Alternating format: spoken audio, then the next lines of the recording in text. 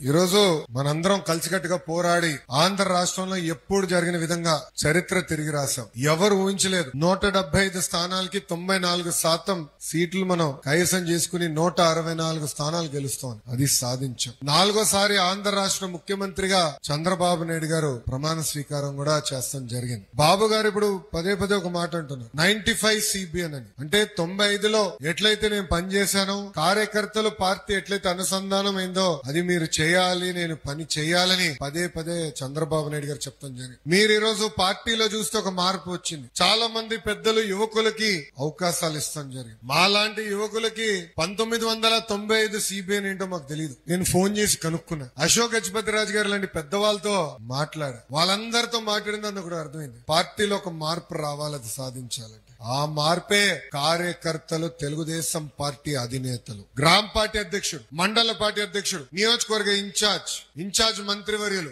అందరూ కూడా అహర్నిశలు కార్యకర్తలకు అందుబాటులో ఉండాలా, వాళ్ళ సమస్యలు పరిష్కరించాలా. మీరందరూ ఒక్కసారి గాని చూస్తే ప్రతి వారం వెడ్నెస్డే నాడు కంపల్సరీ తెలుగుదేశం పార్టీ శాసనసభ్యులు గాని, తెలుగుదేశం పార్టీ ఇన్ఛార్జీలు కంపల్సరీగా కార్యకర్తల్ని కలవాలి, వాళ్ళ మనోభావాలు తెలుసుకోవాలి, అది పరిష్కరించాలని చాలా స్పష్టంగా చెప్పాం. నేను పాదయాత్ర చేసినప్పుడు కూడా మీకు ఒక హామీ ఇచ్చా. నేను తిరిగి నియోజకవర్గానికి ఎప్పుడైనా వచ్చినప్పుడు ముందల ఉత్తమ కార్యకర్తలు కలుస్తా, దాని తర్వాత కార్యకర్తల సమావేశం పెట్టుకుంటా, అది అయిన తర్వాతనే ప్రభుత్వ కార్యక్రమాలకు వెళ్తానని చెప్పిన ఆనాడు ఇచ్చిన హామీ మేరకు ఈ రోజు మీ ముందల నేను ఉంచుంటున్నా. అరే ఈ రోజు మనకి సెల్యూట్ కొడుతున్నారంటే దానికి కారణం ఏంటి? 5 సంవత్సరాలు మనం చేసిన త్యాగాలు, మనం చేసిన పోరాటం. ఆ రోజు ఇదే సెల్యూట్ కొట్టే వాళ్ళు లాఠీ పట్టుకుని ఇబ్బంది పెట్టారు, మన ఇంటికి తాడు కట్టారు, ఆ తాడులు తెంచుకుని బయటికి వచ్చి విరోచితంగా మనందరం పోరాడు. అందుకే ఆనాడే చెప్పిన ఇక్కడి నుంచే మొదలు పెడతాను ఆ కార్యక్రమాన్ని. కార్యకర్తల్ని కలిసిన తర్వాతనే ఏ కార్యక్రమాన్ని నేను చేయబడతాను. కేవలం నేనే కాదు, ఈ రోజు జాతీయ అధ్యక్షుడు చంద్రబాబు నాయుడు గారు కూడా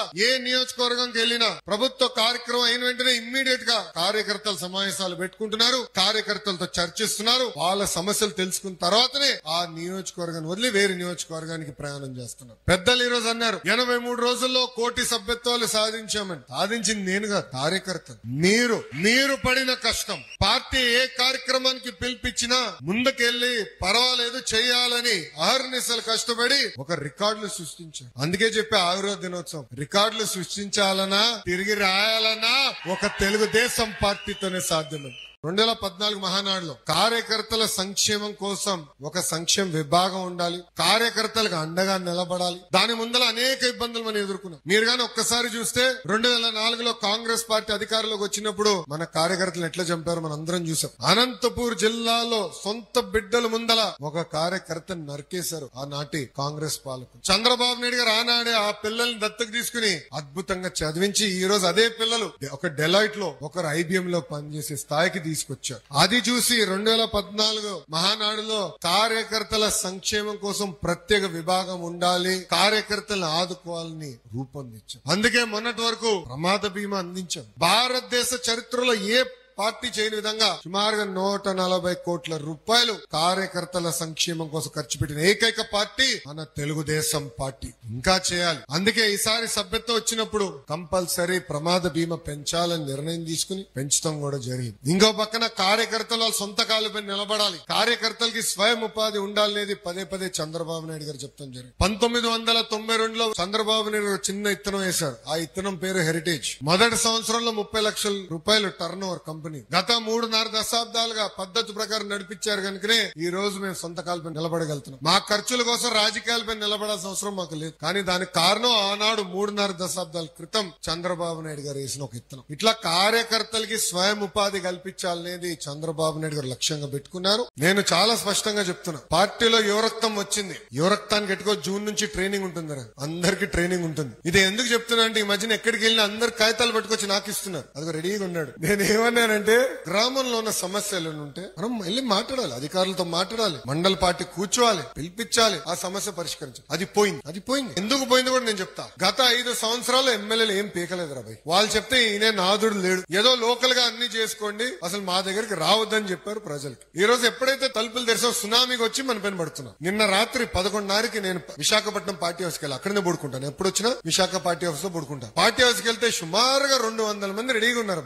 11:30కి 11:30 రాత్రికి అంతమంది రెడీగా ఉన్నారు మన కోసం. అంటే కలవాలి, వాళ్ళ సమస్య తెలియజేయాలి. సమస్యలు పరిష్కరించే అధికారం కార్యకర్తలకి ఉంది. నేను చాలా స్పష్టంగా చెప్తాను. విఆర్ఓ గాని, ఎంఆర్ఓ గాని, ఆర్డీఓ గాని చట్టపరంగా ఏమి చేయాల్సి ఉందో వాళ్ళు చేయాల్సిందే, ఇంక్లూడింగ్ పోలీస్ సోదరులతో సహా. ఇది చాలా స్పష్టంగా నేను ఇన్ఛార్జ్ మంత్రి గారు కూడా చెప్తాం జరిగింది. ఈ రోజు మంత్రి గారు నేను కోరతాం జరిగింది, డిస్కస్ చేశాం. అది అధికారులకి నేను చెప్తాను, ఈ సభాముఖంగా కార్యకర్తలకి నాయకులు నేను తెలుపుతున్నాను. తెలుగుదేశం పార్టీ కార్యకర్తలు కబ్జాదారులు కావు. మనం ఎవరిని కొట్టాం, మనం ప్రజల కోసం సేవ చేసాం వచ్చాం. ఇప్పుడే పల్లన్న అన్నారు, విశ్వవిఖ్యాత నట సార్వభౌమ స్వర్గీయ శ్రీ నందమూరి తారక రామారావు గారి సిద్ధాంతాలు మనకున్నాయి. ఇప్పుడు కూడా ఆ సిద్ధాంతాల పరంగా మనం అందరం నడవాలి. తెలుగు వాళ్ళు ఎక్కడున్న అగ్రస్థానంలో ఉండాలనేది మన లక్ష్యం. అన్ని రాష్ట్రాల కన్నా అన్ని రంగాల్లో ఆంధ్ర రాష్ట్రం నంబర్ 1 ఉండాలి, తెలుగు వాళ్ళు నంబర్ 1 ఉండాలనేదే మన లక్ష్యం. దానికి మనందరం కష్టపడాలి, కలిసిగట్టుగా పని చేయాలి. కష్టకాలాలు మనం మర్చిపోకూడదండి,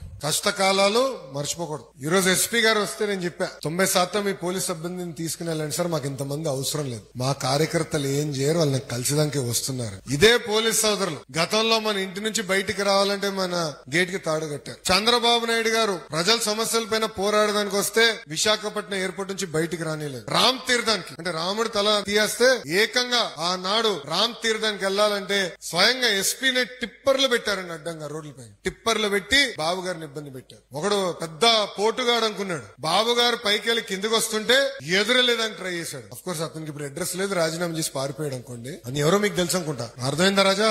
ఇట్లా ఏంటంటే కష్టకాలాలు మర్చిపోకూడదు. 53 రోజులు చంద్రబాబు నాయుడు గారు బంధించారండి. ఈ రోజు కూడా బాధ నాలో ఉంది, మర్చిపోలేదు. మళ్ళీ కలెక్టర్ కాన్ఫరెన్స్ జరిగితే ఎస్పీలు అందరూ వచ్చారు. నాకు మొదటిగా వచ్చింది కోపం వచ్చింది. అంటే ఇదే కాకి డ్రెస్ కదా మన ఆపింది, ఇదే కాకి డ్రెస్ కదా పాదయాత్ర చేస్తే స్టూల్ లాక్కున్నారు, మైక్ లాక్కున్నారు, మా కుర్రల్ని కొట్టారు. సో మంచి రోజులు వచ్చినాయని కష్టకాలాలు మనం మర్చిపోకూడదు. మనస్పర్ధలు ఉండొచ్చు, చిన్న చిన్న సమస్యలు మనలో ఉండొచ్చు, ఒక్కొక్కరికి డిఫరెన్స్ ఉండొచ్చు. కానీ కలిసికట్టుగా పోరాడపోతే గతంలో ఎలాంటి పరిస్థితి వచ్చిందో అదే పరిస్థితి మళ్ళీ రావచ్చు. అది మనం మర్చిపోకూడదు, ఇదే గుర్తు పెట్టుకోవాలి. సమస్యలు ఉన్నాయి కాదని నేను అన్నట్లు. ఇప్పుడే ఇన్ఛార్జ్ గారు చెప్పారు, కూటమి ధర్మం అందరూ పాటించాలని ఆయన కోరారు. దాంట్లో ఎలాంటి సందేహం లేదు. పల్లా శ్రీనన్న నాయకత్వంలో కమిటీ పనిచేస్తుంది. పల్లన్న నాయకత్వంలో మన నియోజకవర్గంలోనే కాదు అన్ని 175 నియోజకవర్గాల్లో కూటమి ధర్మం పాటించే బాధ్యత మేము తీసుకుంటాం.